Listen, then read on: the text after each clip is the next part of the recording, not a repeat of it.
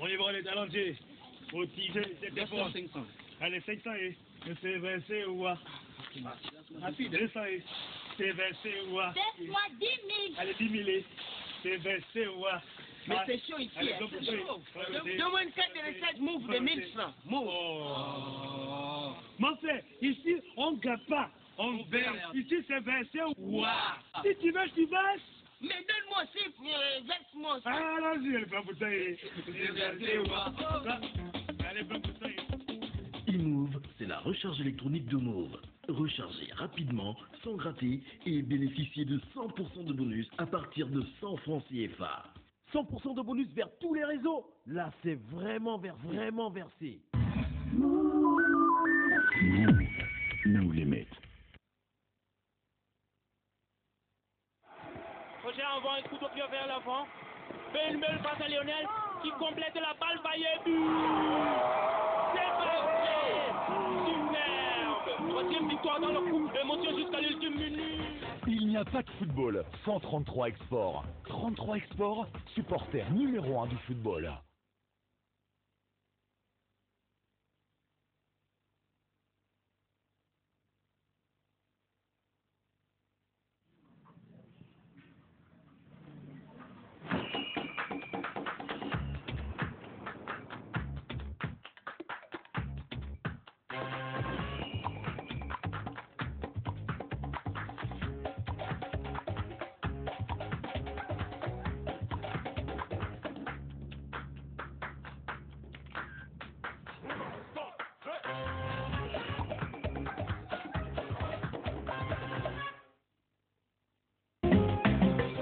Soif d'exotisme.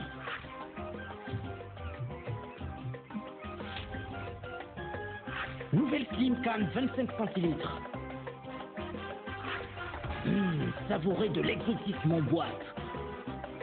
Booster Pina Colada, maintenant également disponible en slim. L'abus d'alcool est dangereux pour la santé, à consommer avec modération.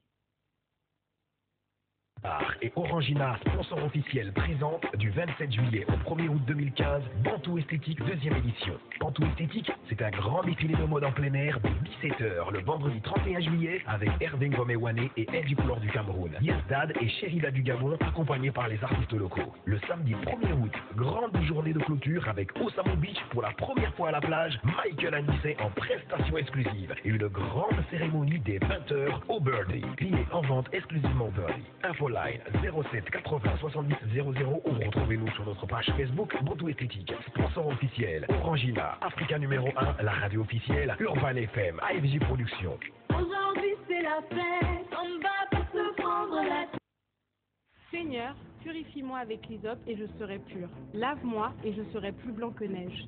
Depuis l'Égypte, Dieu dit à Moïse d'utiliser l'hysope pour purifier les habitants de son peuple. L'hysope est aussi utilisé pour la protection de votre foyer, votre appartement et pour vous purifier en toutes circonstances. C'est aussi une plante thérapeutique. Et oui, plantez votre arbre à partir de 6200 francs CFA. Nos points de vente, Cathédrale Sainte-Marie, Séminaire Saint-Jean, Mbolo, Maxi Cadeau. Infoline 07 32 42 82. L'hysope à tout prix. Dans le sang du Christ.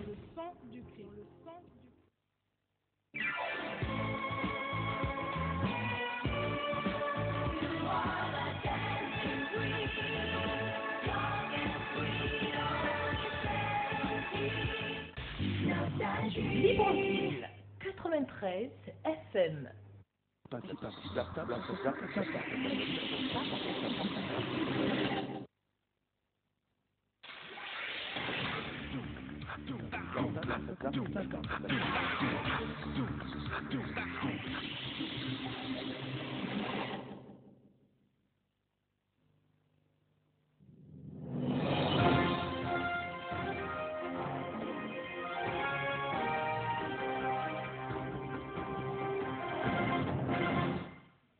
Mesdames, Messieurs, bonsoir et bienvenue sur cette principale édition de l'information du jour sur votre télévision, Mais tout d'abord, les titres. En ouverture de ce TV Plus Soir, nous nous rendons du côté du volet social pour parler des responsables des PME gabonaises qui sont en colère. Ils l'ont fait savoir ce matin à la Chambre de commerce où tous étaient réunis pour rappeler à l'État sa dette vis-à-vis d'eux tout en fustigeant la lenteur avec laquelle le comité de traitement de la dette intérieure fonctionne. Arnaud Monza fera le point dans quelques minutes.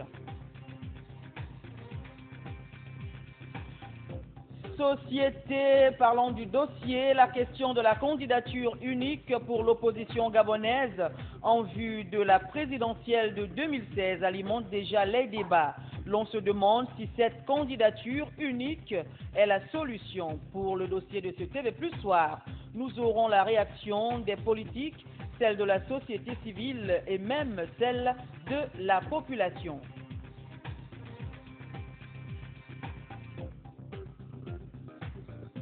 Religion, quelle est la symbolique du voile intégral arboré par les femmes musulmanes?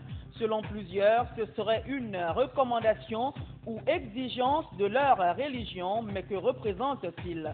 Nous en saurons un peu plus dans ce journal avec Bertline Bungon. Voilà pour le sommaire, le développement c'est dans un tout petit instant. Mesdames, Messieurs, bonsoir. Bienvenue à cette édition de l'information sur votre télévision TV+. En ouverture, nous allons parler société avec la dégradation avancée de la route qui dessert le quartier Siban. Face à l'hôtel de la Canne, les usagers éprouvent toutes les peines du monde pour circuler. Un reportage réalisé sur les images d'Edgar Nzi. À Siban, la route se meurt pour tenter de sauver les apparences. Quelques jeunes munis de massues, brouettes et pelles, sont à pied d'œuvre. Ils doivent boucher les trous béants sur la chaussée et même sur les trottoirs pour permettre aux usagers de circuler dans cet espace poussiéreux. Les usagers manquent de mots pour décrire la situation.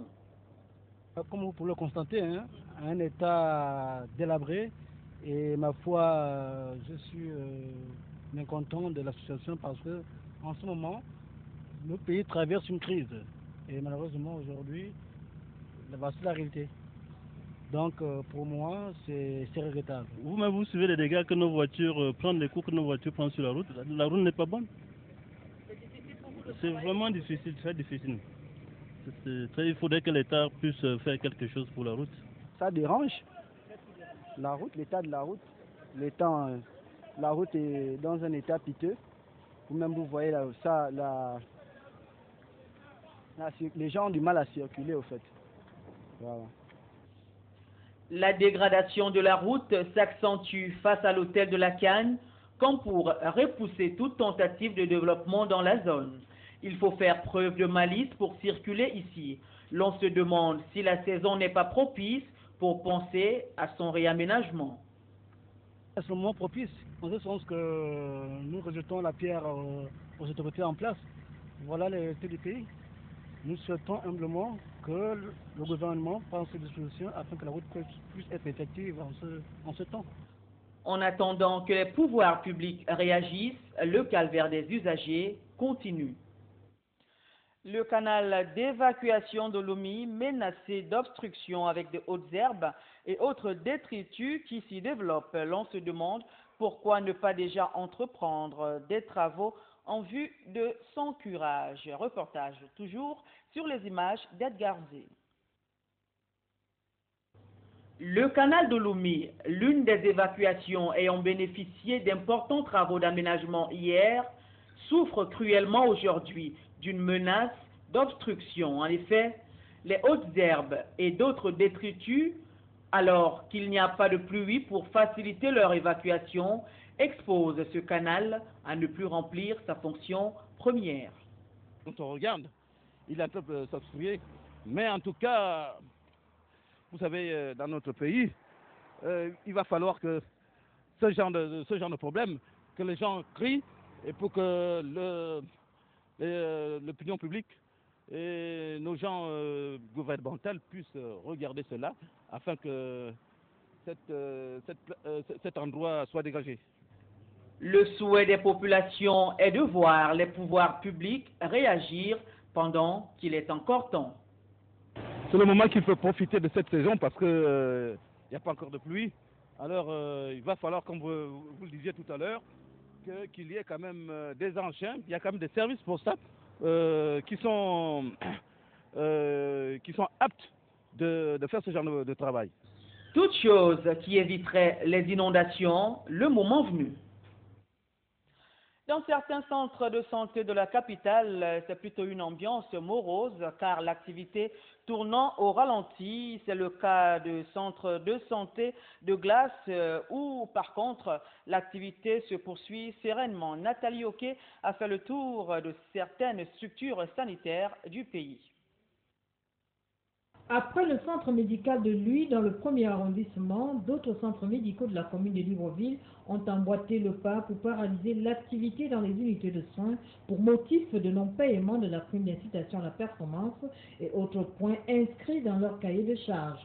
Si à London le personnel soignant est à pied d'œuvre pour soulager les malades souffrants, au centre médical de Glace, c'est le désert total. Pas l'ombre d'une seule blouse blanche, pas de médecin en poste, un calvaire pour les patients. Il n'y a rien. Il n'y a rien pour le moment, il n'y a rien, on nous dit rien. Depuis lundi, que le SYNAPS a décidé de geler les activités. Le service minimum, nous on vient le matin et puis, de toutes les façons, c'est de 8h à 9h. Les malades savent, ils regardent la télé, ils savent qu'il y a la grève. Ils sont informés. Oui. Mais nous, on vient parce que, bon, on ne fait pas grève étant à la maison, on fait le tour, le travail, c'est tout. À ce qu'il semble, la prime d'incitation à la performance aurait été reversée à toutes les administrations du Gabon, sauf dans le secteur santé. Ajoutez à cela le non-paiement ou la non-prise en compte des points contenus dans le cahier de charges. Et face à cette atmosphère délétère, la solution reste, une fois de plus, entre les mains des autorités. Parlons à présent de la colère des responsables des PME gabonaises.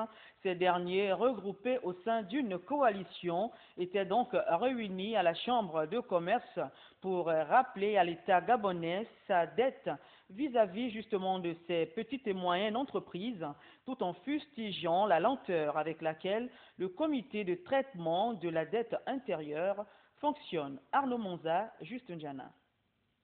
Au cœur des échanges, la dette intérieure du pays, notamment vis-à-vis des PME et PMI gabonaises, plongées depuis lors dans des tensions de trésorerie. D'où la montée au créneau des responsables des PME gabonaises réunis autour d'une coalition aux fins de faire pression aux décideurs.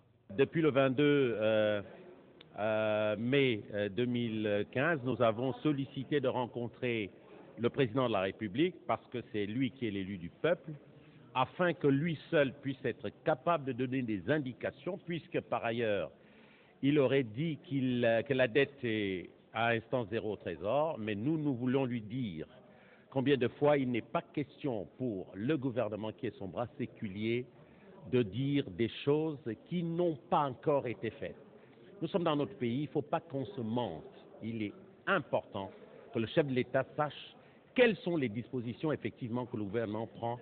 Le comité du traitement de la dette intérieure mis en place par les autorités, à ce qui semble, fonctionnerait à pas de tortue, à telle enseigne que l'État gabonais préférerait régler son ardoise seulement vis-à-vis des entreprises extranationales et accumule une dette de plus de 30 milliards aux nationaux. À ce jour, si je ne parle que de la coalition et des entreprises membres de la coalition, nous sommes à 40 milliards de dettes. Et les 40 milliards, l'État, depuis 5 ans, a eu presque 18 000 milliards. Il est hors de question que nous restions à ce stade-là sans être payés pour à peine 50 milliards. C'est incompréhensible et c'est pour ça que nous demandons aujourd'hui à ce que le chef de l'État puisse prendre sur lui la responsabilité qui est la sienne et le serment qu'il a prêté au peuple gabonais, de faire en sorte que ces pans de l'activité économique soient payés pour que, effectivement, la sérénité revienne, parce que nous allons, à partir des mois qui vont suivre, poser des actes qui ne nous permettront pas de vivre une paix. Et alors, si on veut de la paix dans ce pays, il est important que le président de la République prenne sur lui aujourd'hui d'instruire le gouvernement pour que les PME soient payés.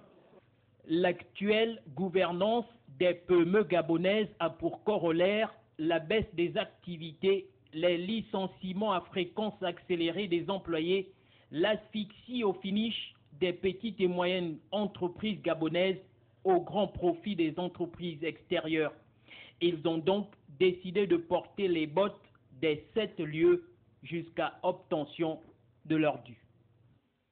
Nous vous invitons d'ailleurs à suivre les réactions des différents responsables des PME gabonaises qui se disent véritablement laissés pour compte, d'autant plus que l'attribution des marchés ne profiterait qu'aux extranationaux. Ils sont ici au micro d'Arnaud Monza et Justin Diana.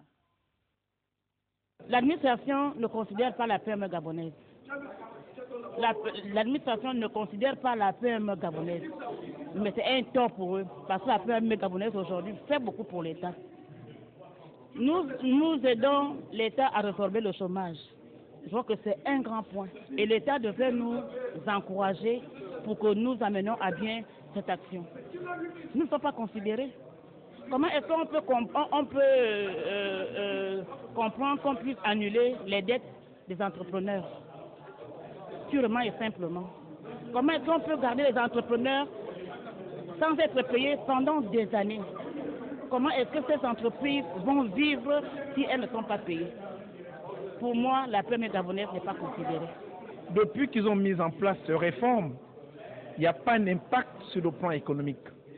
La PME continue à se plaindre pour dire que la dette n'est pas payée, pour dire que les nouveaux marchés, on ne les a pas, au détriment des autres entreprises. C'est vrai que l'entreprise étrangère, comme vous le dites vous-même, a pris du terrain, oui, mais on se pose un certain nombre de questions. Pourquoi l'entreprise étrangère a pris du terrain? Est-ce que c'est la gouvernance, ou c'est même la PME gabonaise qui n'a pas su se donner une image auprès de la PME étrangère? Donc nous pensons que la PME étrangère a pris des parts du marché. En même temps, la PME gabonaise peut récupérer et avoir la part de marché dans l'économie gabonaise. Nous voyons que la PME gabonaise est en train de mourir à petit feu. Parce qu'aujourd'hui, lorsqu'un jeune Gabonais se lève pour créer son entreprise, il a son document, il a tous ses papiers, tout, mais le fait qu'il n'ait pas chapeauté, le fait qu'il n'a pas quelqu'un qui le parrain, il a des difficultés. Et c'est ce qui se passe au jour d'aujourd'hui. Parce que la plupart des entreprises, beaucoup plus des entreprises étrangères, ou bien des entreprises de gros calibre, ils ont des moyens, ils ont des responsables même à l'appareil de l'État qui sont leurs responsables en coulisses. Et ces gens-là, ces entreprises-là passent pour subvention des marchés, disent ma foi même, ils n'ont pas tous les documents administratifs qu'il faut, mais ils ont des marchés. Mais vous, jeunes entrepreneurs gabonais, vous avez tout ce que l'État demande comme documents administratifs. Mais on vous demandera encore quelque chose au-delà de ce que vous n'avez pas, juste pour vous empêcher de gagner des marchés. Comment voulez-vous qu'un jeune entrepreneur puisse s'épanouir? Toujours dans le même ordre d'idées, l'économie que l'on dit prospère semble ne pas respecter les indicateurs essentiels pour son essor véritable. La place des petites et moyennes entreprises, aujourd'hui, loin de ce qu'elle devrait être en réalité. On se demande donc quelle est sa place dans l'économie, surtout celle gabonaise. Dans le monde entier, le secteur des petites et moyennes entreprises joue un rôle moteur dans l'innovation et la création d'emplois.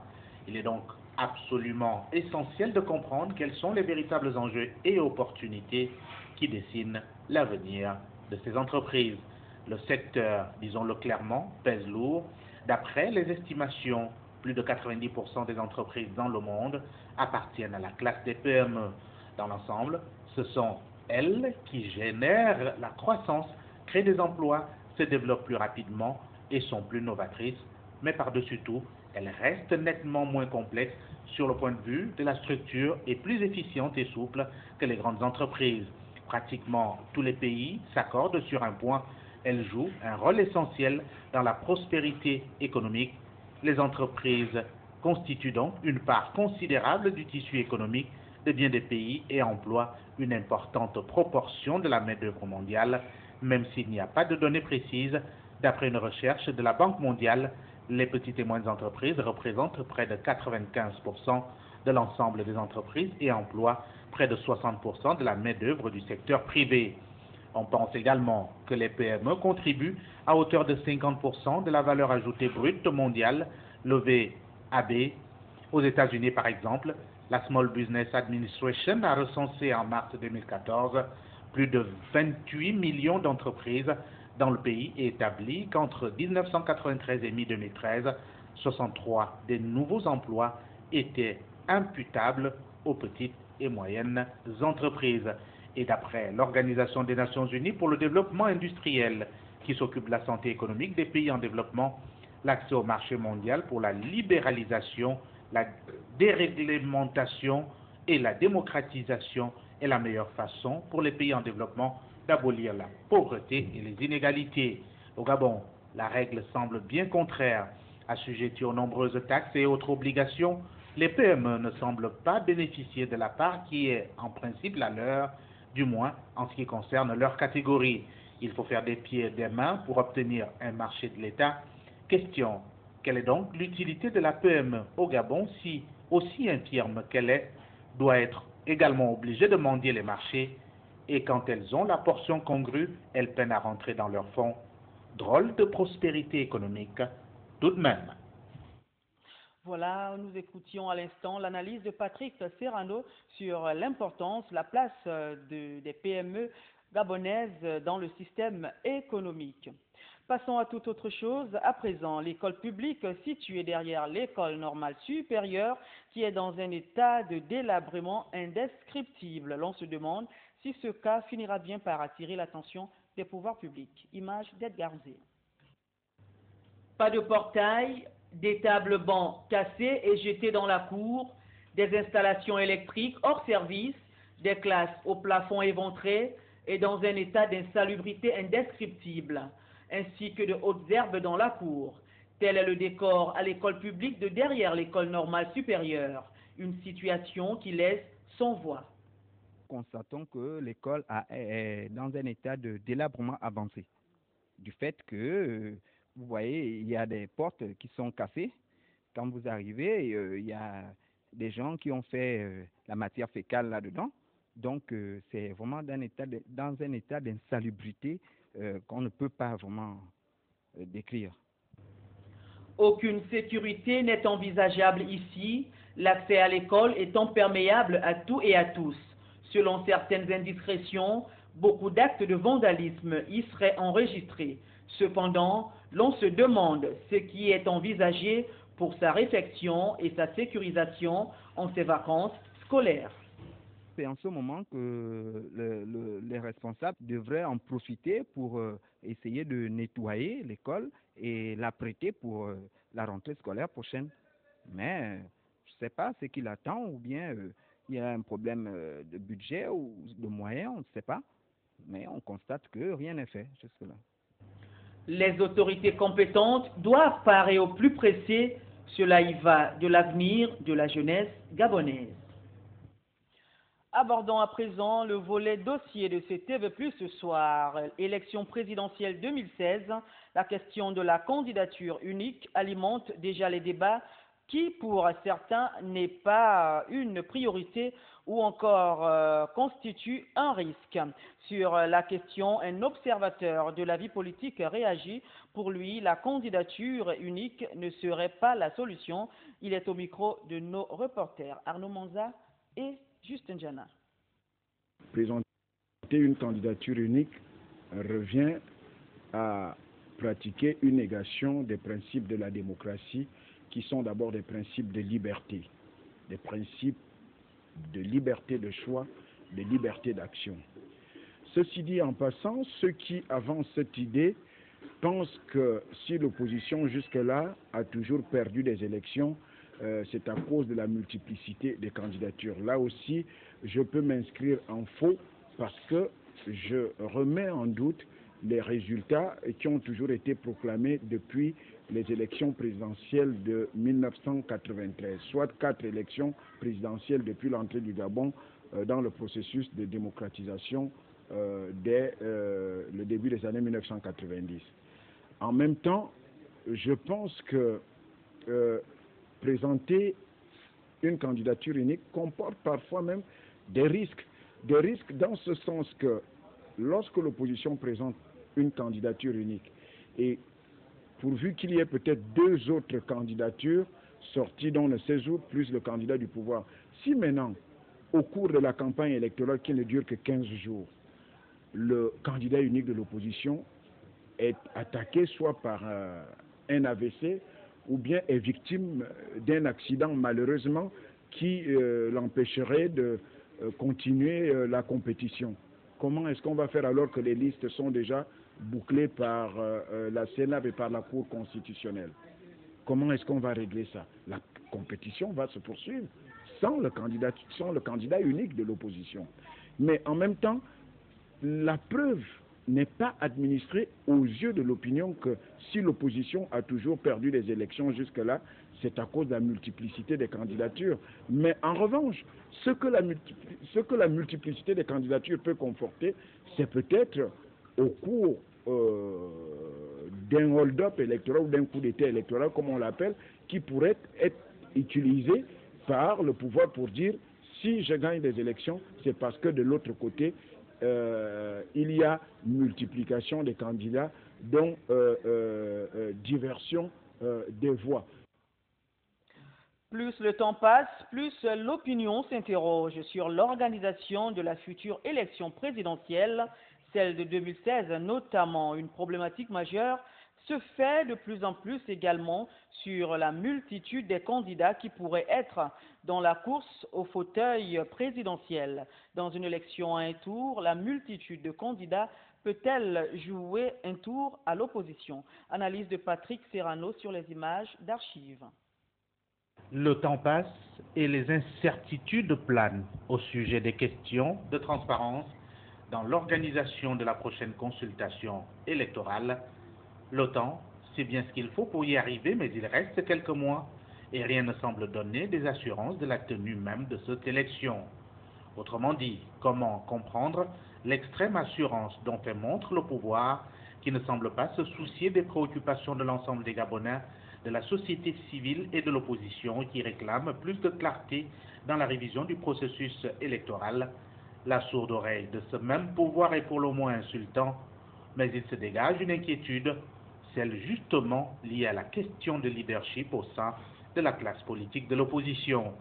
Candidat unique ou pas, une préoccupation, mais d'où viendrait la solution? Avec tous ces leaders qui, tous, peuvent penser être mieux placés pour vaincre le système actuel avec ses presque 5 décennies d'existence, qui jouerait le jeu de qui dans cette affaire? Seulement, lorsqu'on évoque la candidature unique de l'opposition, cela est-il si rassurant pour avoir l'adhésion du peuple gabonais? La multitude de candidats peut-elle être un frein à la course au risque d'être effrénée? Une réflexion profonde s'impose dans les états-majors politiques pour éviter une fois encore que les Gabonais ne se désolidarisent véritablement de la chose politique, une fois de trop, pour être bien plus problématique. Toujours en rapport avec l'élection présidentielle de 2016 qui s'annonce,